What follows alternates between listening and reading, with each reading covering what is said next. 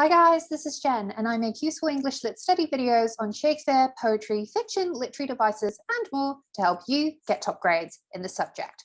So as you can tell from this title slide, today in this video, we are going to be doing a past paper walkthrough on a Macbeth extract question.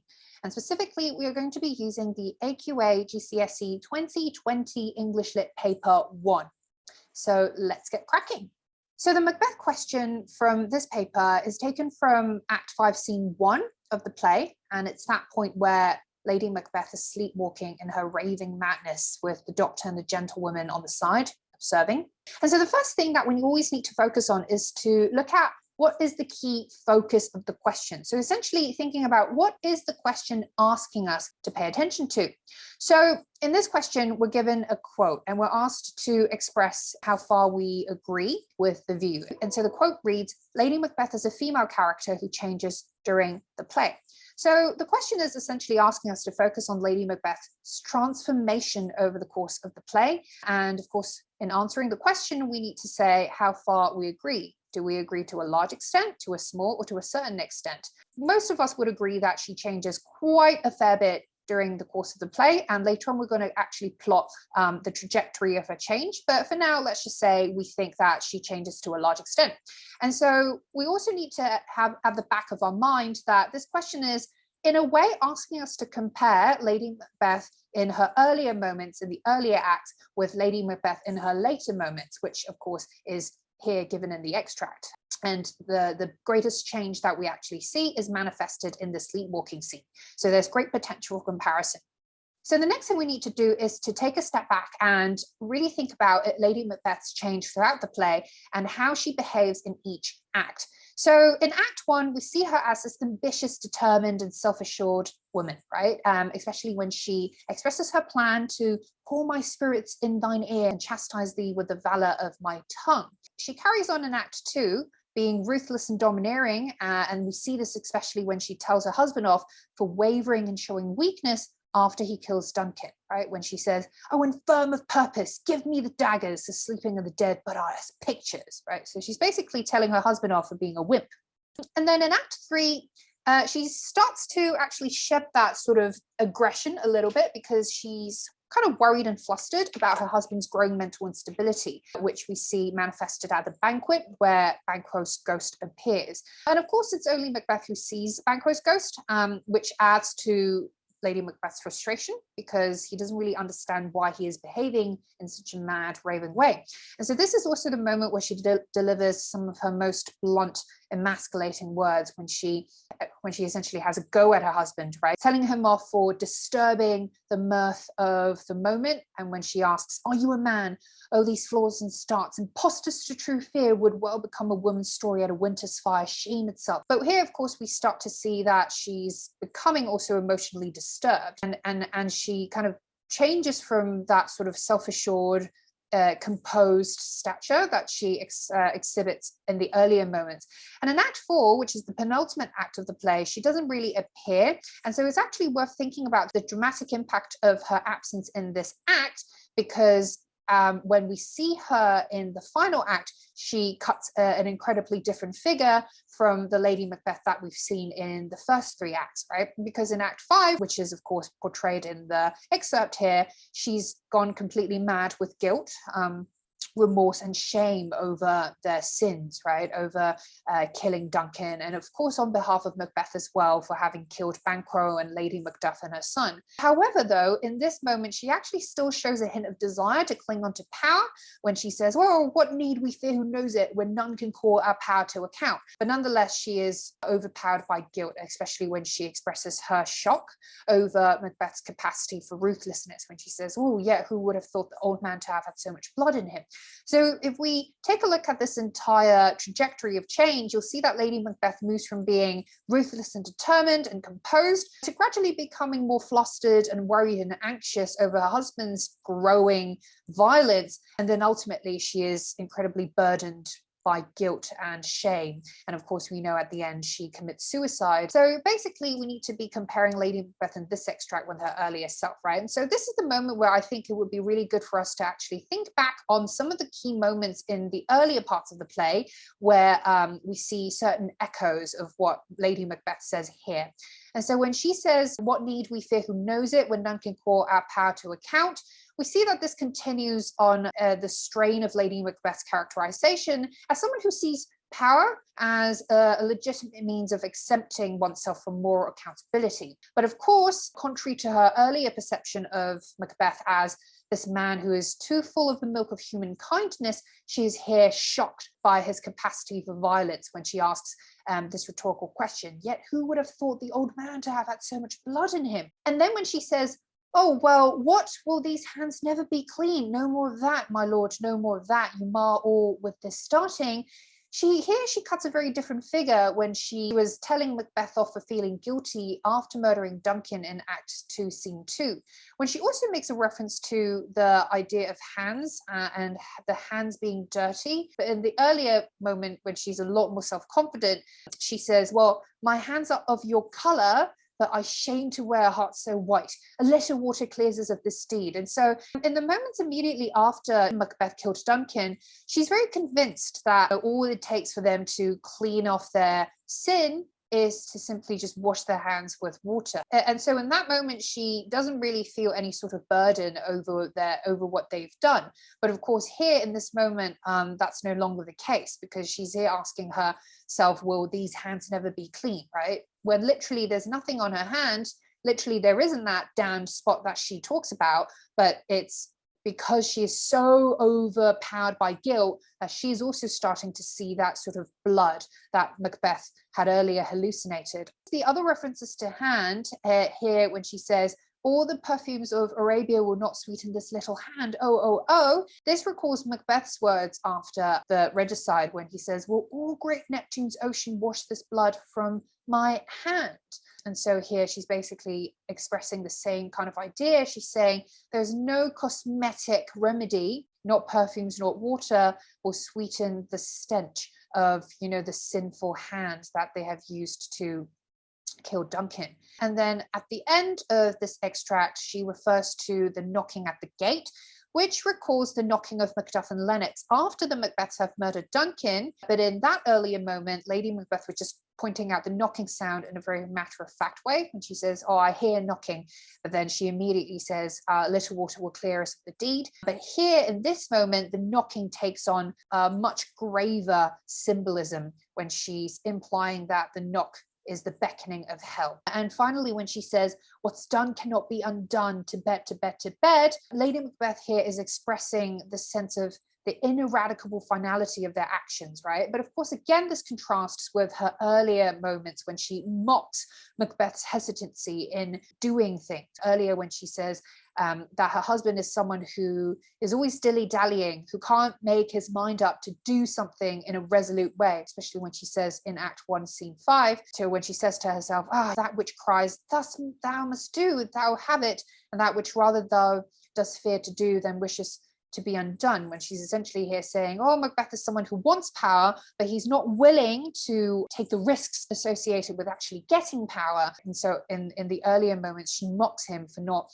being willing to take action. And yet here in this moment, she expresses the same kind of worry and concern and guilt that her husband had earlier expressed.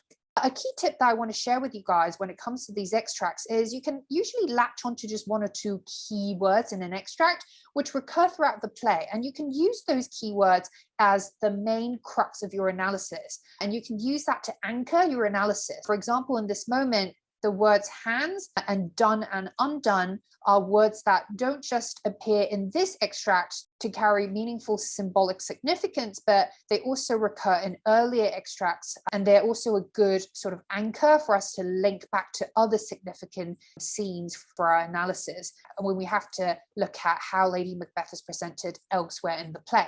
The next thing to do is to categorize Lady Macbeth's change into key areas of discussion. Sorry, my video there is probably covering that word at the end. Let's categorize our understanding of her transformation in some key buckets so that we can arrange our discussion in a neater way. And so the first way that she changes is psychological, because here she feels incredibly guilty about their regicide of Duncan, and of course on behalf of Macbeth, she feels guilty about Lady Macbeth and her son's death.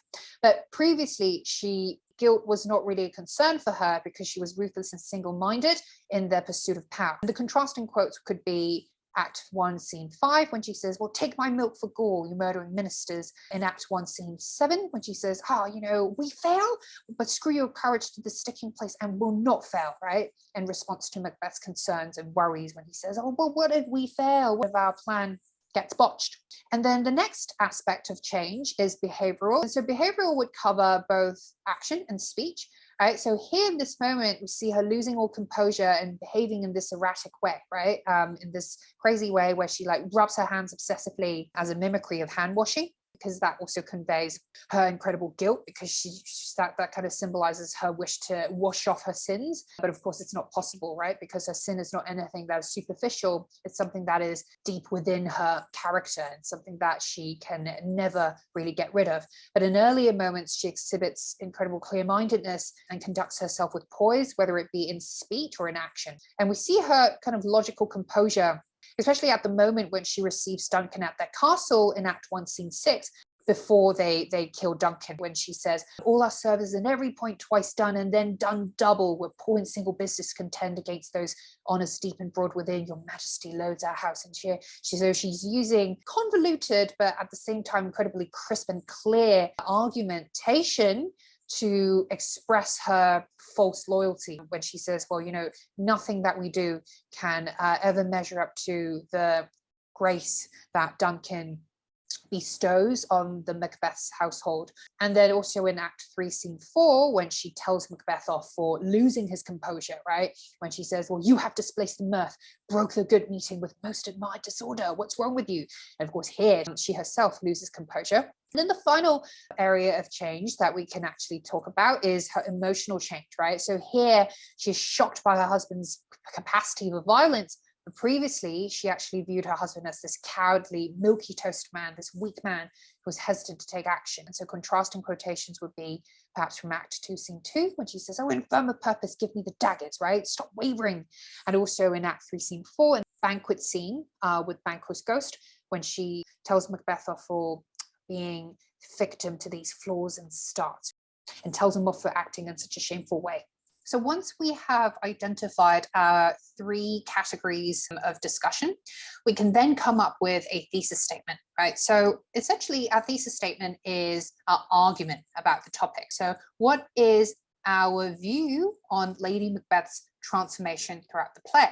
Well, so here's an example. We can say, to a large extent, Lady Macbeth changes over the course of the play as she descends from being a ruthless, power-hungry strategist to a frenzied, guilt-ridden mad woman. But here, my argument is that she changes quite substantially, and I'm here also delineating what her transformation is like. And I'm also summarizing the nature of the transformation. She's kind of falling from this position of having power to ultimately being stripped of all power, but not just that, but also burdened by guilt and sin, ultimately driven to self-sabotage after having sabotaged so many people. This is just an example of a thesis statement.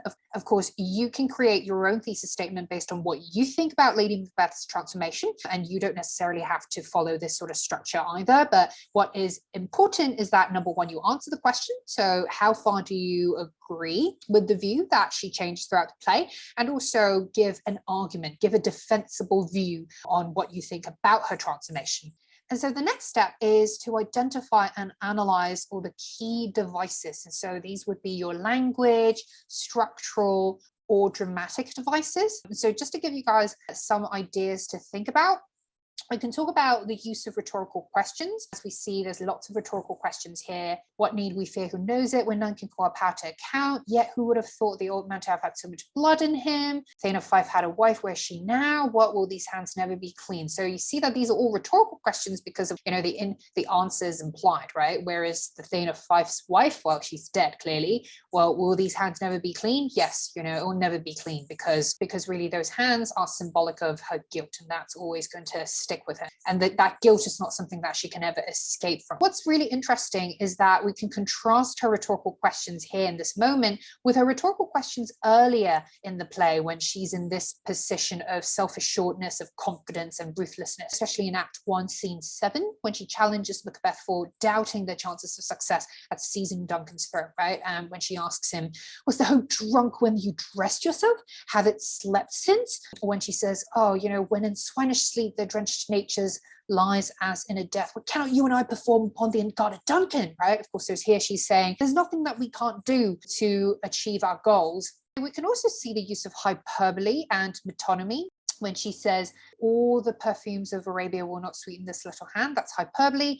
And also when she refers to the smell of blood, she's actually talking about the violent sin that they have committed. The blood here is a stand-in for the violence and the sin that they have committed. And again, you can contrast this with Lady Macbeth's disdainful response to Macbeth's anxiety after he's murdered Duncan in Act 2, Scene 2, when she also makes a reference to hands. And she actually also uses metonymy, but in the case of using metonymy for a heart, when she says to wear a heart so white. And so heart here stands in for the sort of character.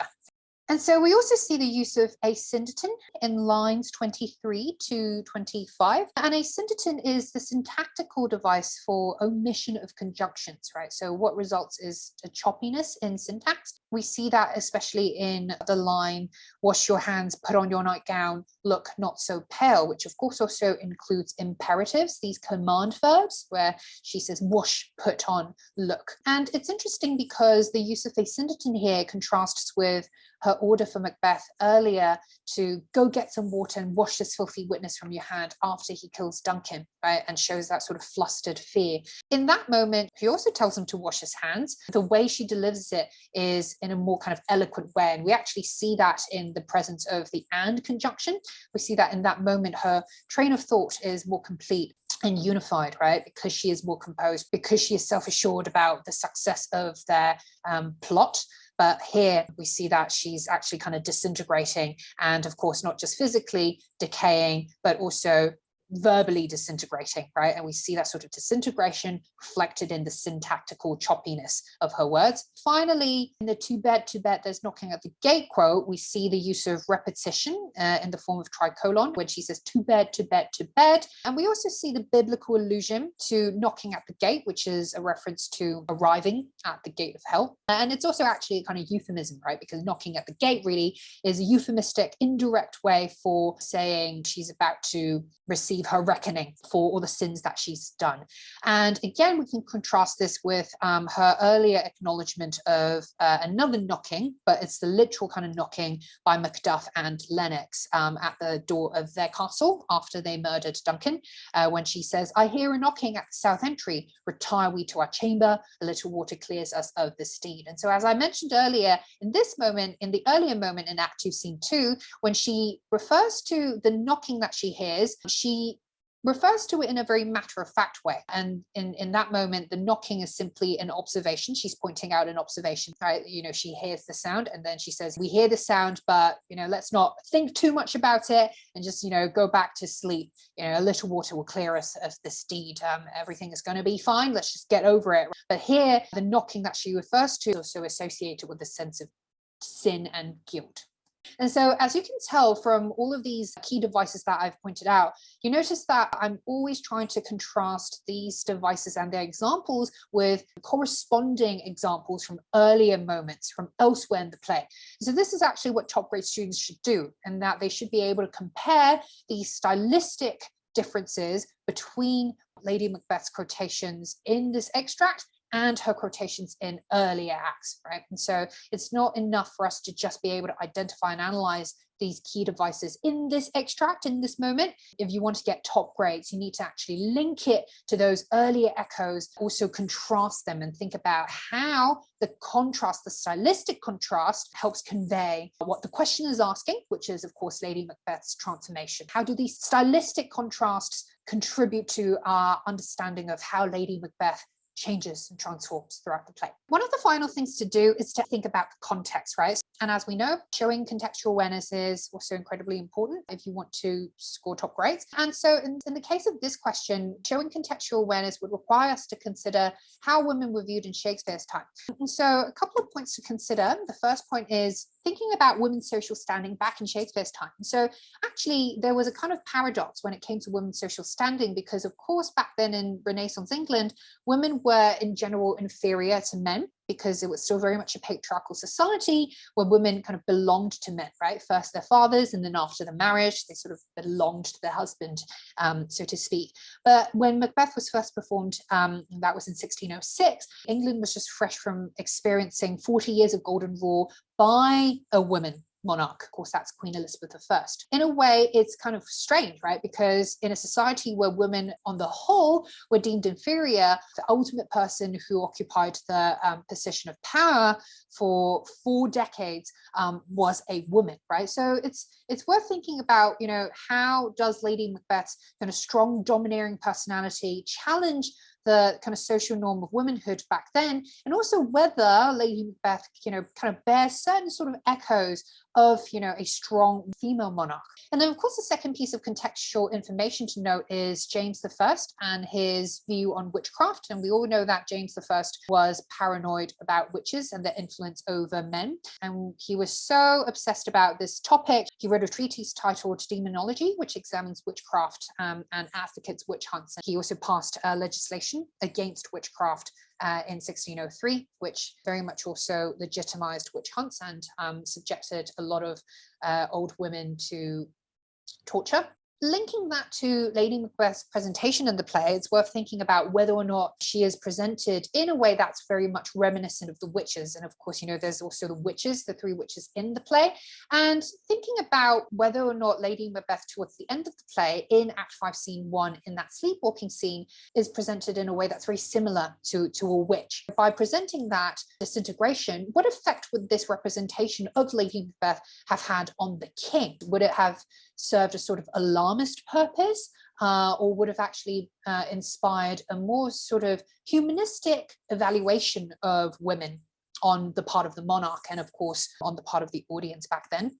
And perhaps a third and final piece of contextual information to think about is the fact that back in Shakespeare's time, only male actors were allowed to perform on stage. And so there were no women actors, there were no actresses. And so what that means is, of course, that Lady Macbeth would have been performed by a male actor. But what's really interesting is also that Lady Macbeth is actually perhaps the consummate actor in the play. She is, within the context of the play itself, she's actually the best actor. She's even better than her husband at putting up a front, right? And we see that when she feigns loyalty in front of Duncan. And we also see the dramatic transformation of her at the end of the play, when she is completely transformed into this mad woman.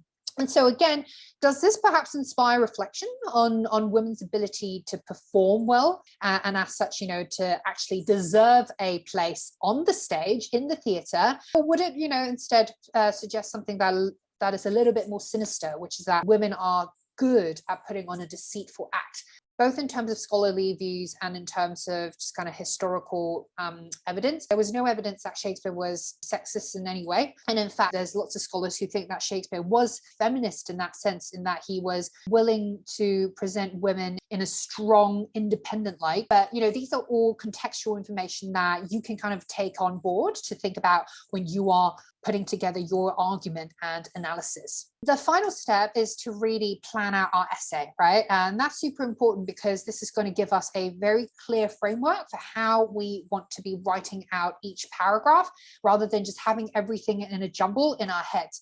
And so in our introduction, we should probably start by contextualizing and giving ourselves a clear frame, and just giving some brief information on how women were viewed in Shakespeare's time. And then we can lead into the question, which is how Lady Macbeth as a female character is presented in this Shakespearean play. And of course, it's important for us to also include a thesis statement. And I gave you that thesis statement that I proposed earlier. But as I mentioned, you can use your own thesis statement as long as it's a strong argument. As we move on to the main body paragraphs, essentially you would just follow this structure whereby we'd start with a topic sentence that's based on each aspect of discussion that we had earlier identified. So psychologically, behaviorally, emotionally, how does Lady Macbeth change throughout the extract and also elsewhere in the play? We would then first spell out what it is that we're focusing in that main body paragraph. And then we bring in those relevant quotations from the extract and analyze them in terms of the stylistic and dramatic devices. And then we would also compare them and linking it to other moments in the play. And we do that for each of these main body paragraphs, bearing in mind that each body paragraph is focused on one key aspect of transformation. And then finally, we can conclude by bringing in a thesis recall, which is basically just kind of summarizing and restating your argument. And then finally, for, again, those top grade students who don't run out of time at the end, you can perhaps also recontextualize briefly by, just kind of proposing your own ideas on why you think that Shakespeare would have presented Lady Macbeth in the way he did. Perhaps, he presented Lady Macbeth in a way where she's very strong, and was he doing that to defy what society and audiences back then deemed women as inferior? And through Lady Macbeth's strength and also weaknesses, audiences were shown that women aren't, just inferior or witch-like or two-dimensional. They're not just one or the other, but they're also complex human beings, right? With their fair share of flaws and strengths. So that's perhaps one reason for why Shakespeare presented Lady Macbeth in the way he did. Of course, that's just a possible reason. You can come with your own interpretation as long as it's based on historical context. And then with that, you're ready to write that essay. And so just to do a quick walkthrough recap of all the steps. First, we need to highlight the key focus of our question, right? Really asking yourself, what is the question asking us to do? And then just zoom in on that. And then take a step back and examine how Lady Macbeth changes throughout the play. And then we can compare how she, in this extract that's given the question, contrasts with her earlier self throughout the play. And then once we have all of those points, we can categorize our response into those key areas of discussion to give us those clear ideas to talk about in each main body paragraph. And then we can actually consolidate all that to come up with our thesis statement, which is our central argument about Lady Macbeth's transformation. We go on to identifying and analyzing those language, structural, and dramatic devices in those quotations that we'll be using in our analysis in our main body paragraph, and the flesh and the meat of our main body paragraph. And then actually at the end, we think about, okay, what are some contextual points that I can use to weave into my analysis? And finally, we plan our essay and we write the essay up. So I hope this walkthrough has been useful for you guys. Let me know if you would like to see more of these past paper walkthrough videos. Of course, if you do appreciate my work, please do give this video a thumbs up and subscribe to my channel if you haven't already. You can, of course, check out my Macbeth playlist, which is comprehensive with different interpretations, key chord analysis, and more on the play. And also, please do check out my Macbeth essay guide, and you can find that in the description box below for details. And you can follow me on Instagram at Hyperbolate and direct message me if you have any questions about the play or just about your study of literature in general. Okay, so I'll see you guys in the next video. Ciao.